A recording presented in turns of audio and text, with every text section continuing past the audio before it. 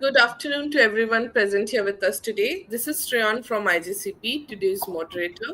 I would like to welcome all the viewers who have joined our platform for better exchange of knowledge that is going to be shared by our keynote speaker, Doctor, for today's session. With much pleasure and honor, I would like to welcome a very renowned professor, Dr. Arul Raj Sundaram. Sir is MD, FRCP, PhD, DSc, Chairman and Head of Acute Medicine of Sundaram Arul Raj Hospital, Dr. S. Arul Raj, Health and Education and Research Foundation, Tamil Nadu. Now, with the help of Sir and his wonderful insight, we will be taking a close look on today's topic, which is AI in cardiovascular disease from prediction to prevention. The future is already here. Now, with this, I would like to hand over the session to Sir for his precious talk. Over to you, Sir. Afternoon, delegates. I'm extremely happy to share my thoughts on artificial intelligence in cardiovascular medicine. Thanks for joining, and you just go through. I'll give you a brief outline of the role of artificial intelligence only. You can try to catch up, and you can try to put some more questions at the end of it. Ladies and gentlemen, today it is an era wherein we talk about everywhere artificial intelligence or digital. That is where it goes. This will be the flow of thoughts of my topic here. You will try to understand what is artificial intelligence, what is the role in cardiology, and then we'll come to the conclusion. Artificial intelligence in CVD is very useful in phenotyping, not genotyping, phenotyping the disease and enhancing diagnosis, prognostics, as well as personalized therapy in patients with cardiovascular disease. And artificial intelligence is not new. It is a extra intelligence. Our brain is based on intelligence, and it adds an extra intelligence. There are three components here. Artificial intelligence, the terminology was used by Professor John McCarthy in 1956. And then there are a lot of neurons which goes for, machine learning and deep learning. To be very simple, our brain, our forebrain is meant for intelligence. It is made of neuron. It is a computer. Now we are adding more knowledge through an additional computer. That is all. Very simple. And these are the various terminologies. Artificial intelligence now was the earlier one. Now they have changed it to augmented intelligence, acquired intelligence, automatic intelligence, added intelligence, and additional intelligence. And somebody was talking, America and India also called as AI. They are very terminology, but what we say is it is an extra intelligence to our human brain. That is what is more important for us. Computer has started seeing us. We have been seeing computers. Now computers have started seeing us. Now computer, why it is needed in AI is for the better diagnosis. For example, there is an X-ray. It has to be taken well, has to go to the radiologist. May have some difficulties, and all these can be overcome for a precise diagnosis. And then there is an entity called a chat GPT, which is a part of it. Whatever you want, you ask there. And there is a patient, and you ask him whatever the question, it makes it learning, and that gives you all the notes there. And Meta AI, all of us know that anything you want to ask, you can ask it. Even mobile, it is available there. Now, generative AI is very recent one.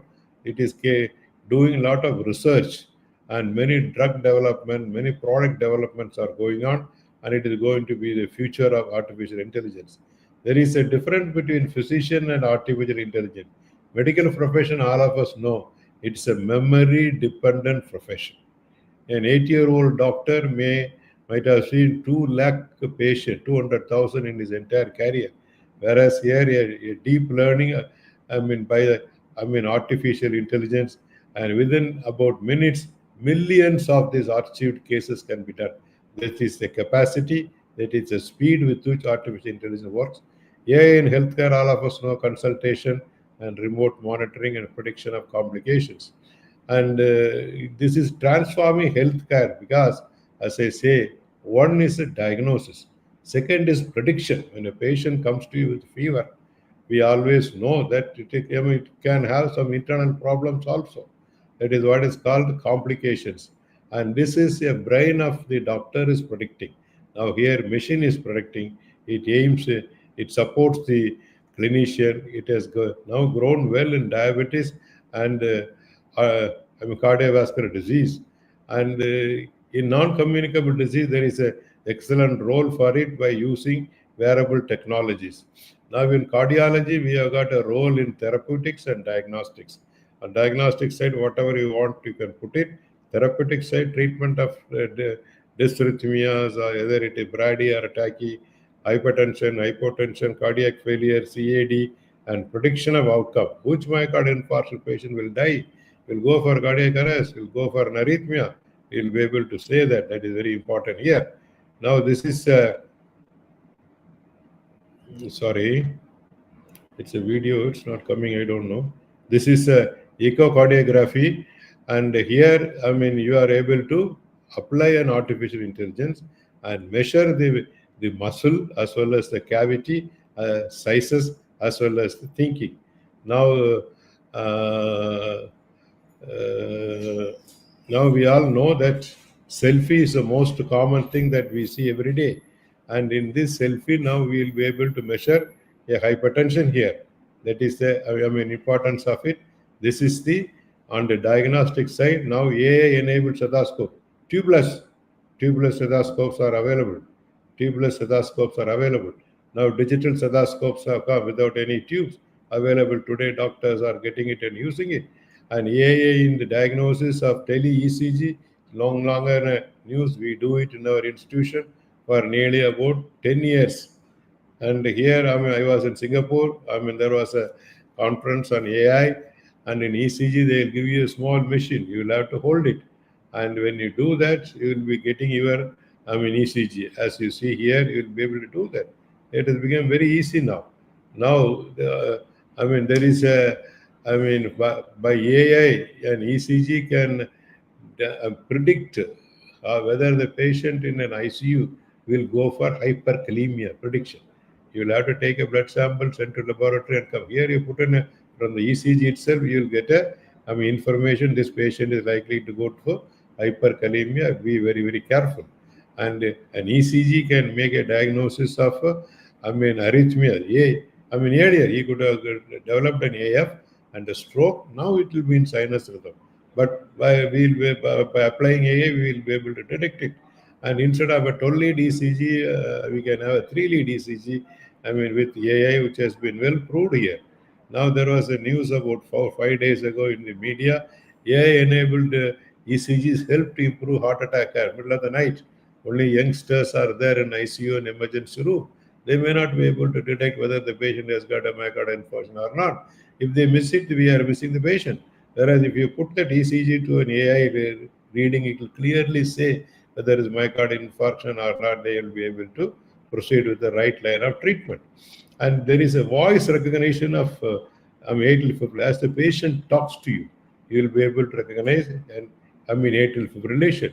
And there is ECG can diagnose a left ventricular dysfunction, a right ventricular dysfunction, or a valvular aortic stenosis obstruction, or a trans aortic a valve replacement. Also, they can know whether there is any problem here. As I said, a left ventricular dysfunction can be very easily diagnosed in the ECG. And another thing is the face recognition. From the face of the patient, putting it in AI, you'll be able to detect a coronary artery disease.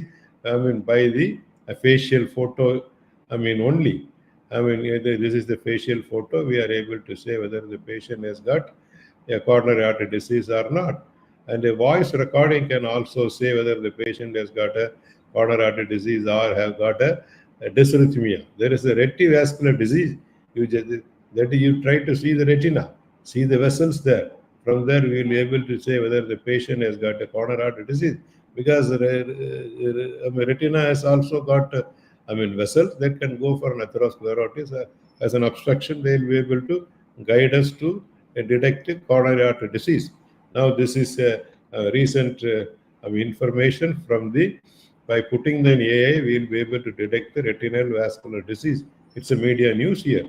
And as the patient calls a doctor over the phone, in Mayo Clinic, this has been done, and this will be, detecting a coronary artery disease. This is a real-time echo and tele-echo. That is what we are following, a tele-CT also in our own institution, and this is an echo through phone. You don't need to buy a very costly echo machine. This probe is enough through your, through your, mobile phone. We will be able to record it, and there are any number of variables wherein AI can detect diabetes of the patient from his heart rate. These are called as POC, point of contact. All these things can be used to evaluate and to for cardiovascular disease. And imaging in echocardiography can always help us to calculate accurately the left ventricular ejection fraction. In a computer tomography by the intima as well as the calcium here, we will be able to say whether this patient has got a significant coronary artery disease or not, whether he should go for a coronary angiography or a CABG also. We'll do that. And this is what is the analysis of the CT cerebral, cardiac angio. And in the penetration, all these things we talked is on the diagnostic side. On the penetration side, a magnetic and a navigation technology to deliver the catheter in a ablation process, we will be able to do that. And very useful in electrophysiological studies and ablation of abnormal pathways. And then we'll be able to see that whether a CT scan will be able to make out a coronary artery disease, as I told you. A in cardiology, prediction of complications. We have talked about diagnosis, penetration, now coming to prediction. It is a very important thing. It can predict which patient will go for complications. And AI surpasses humans in predicting heart attack and death. I used to always say, the patient says, I'm okay. But we'll have a doubt whether there is from the echo or clinical. Patient has got a failure, he may go into a bad complication. Whereas here in, AI, we will be able to detect it. This is a health ATM. With something like ATM, you take out money here, you stand here and tick what all the parameters you want to assess, you get it there. This is a, health ATM, which we see it nowadays in many areas. I used to design a mobile ICU long ago. Now, I am moving around. My, ICU is on my mobile. We'll be able to, go through the patient and get the information. Sometimes a consultation to the relatives can be done. And in a ventilator, patient has run chronically, they will have to be on ventilator. They need not buy a ventilator through the mobile phone. AI can support it. Now, on the treatment side of it, there is an entity called as Solve Life Vest. The patients can wear it. There is a sensor here. If there is a VF or VT, and immediately a defibrillation is being done here. And this defibrillator can also be delivered through drones. I was there in Singapore in a drones, AI therapy, and when the patient has gotten fibrillation, which is recognized by the sensors, a remote sensor, immediately through a drone defibrillator can be sent to that place, can be operated from base, and we will be able to defibrillate, save the life of it.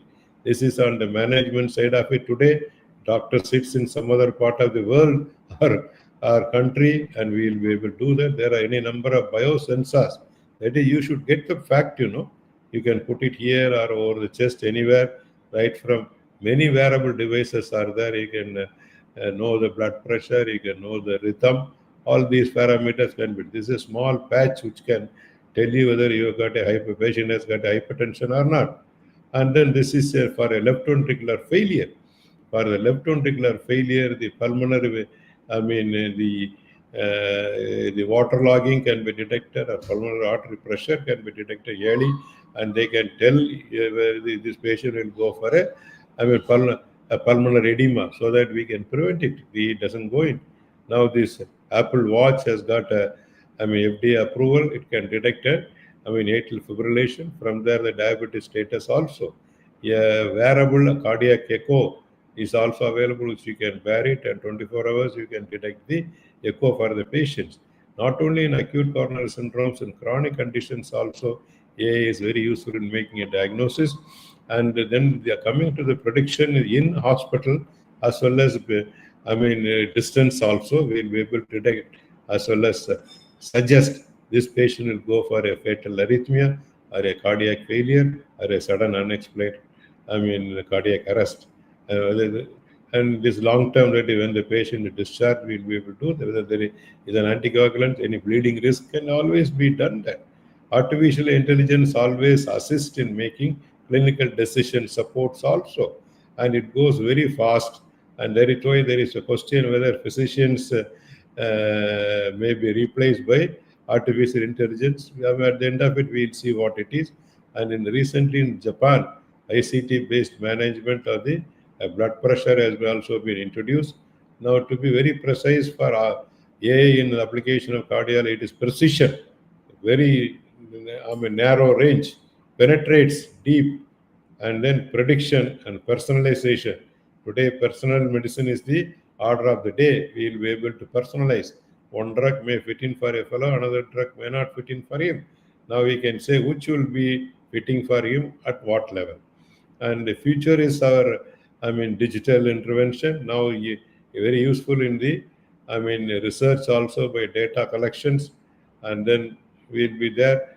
In future, the spectrum right from the patient history taking, clinical examination, differential diagnosis, and drug treatment and prognostication. Adoption is now only about 45%. It is a duty of the medical professional to adopt it fully. There is an entity called as ethics also. We should follow that. We have been fighting for the security of the patient through the Data Security Act. The US FDA has also, approved it, and the government of India has formed this Ayushman, that's called National Digital Health Mission, has become Ayushman Bharat Digital Mission, and it's supporting our PM is a digital savvy. And recently, I was there in a AI-based smart skill lab in Andhra Pradesh. This instead of the patient, you have simulators are available here, wherein you can do an angio, you can do an echo, you can do an ultrasound, and you can even manipulate, endoscopes. This is a teaching model or a learning model. You can try that on this patient like a defibrillator and everything. The entire vascular system is there. We will be able to detect it and apply it on our patient. It's called as a simulation lab. Now, ladies and gentlemen, in the conclusion, artificial intelligence helps us, the clinician, make a accurate, quick diagnosis. Unnecessary surgical procedures can be avoided, or PCA can be avoided, and it will be able to predict this patient will go for complications, this patient will not go for complications. Now, ladies and gentlemen, AI in CVD helps the clinician to make a precise diagnosis, prediction of complications, supports effective time management. Techno-savvy clinician is the right answer. Future is very glorious if a proper balance between technology, clinical skills, and human values achieved. AI is a powerful extension of the clinician. And ladies and gentlemen, there is a question.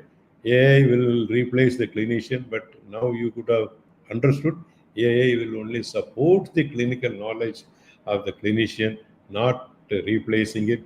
Let us all adopt artificial intelligence in cardiovascular disease and help our patient maximum. Thank you. Thank you all very much.